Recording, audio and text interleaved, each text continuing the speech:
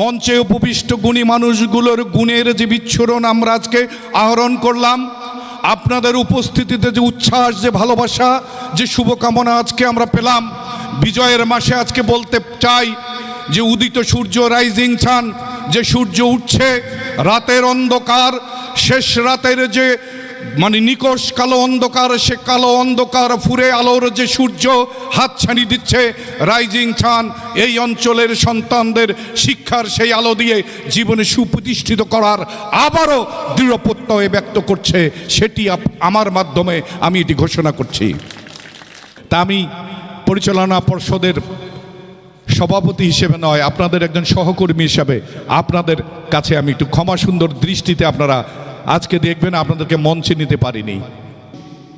সুকান্তের ভাষায় যদি বলি, এসেছে নতুন শিশু, ছেড়ে দিতে হবে স্থান, প্রাণপণে সরাবো সমস্ত জঞ্জাল।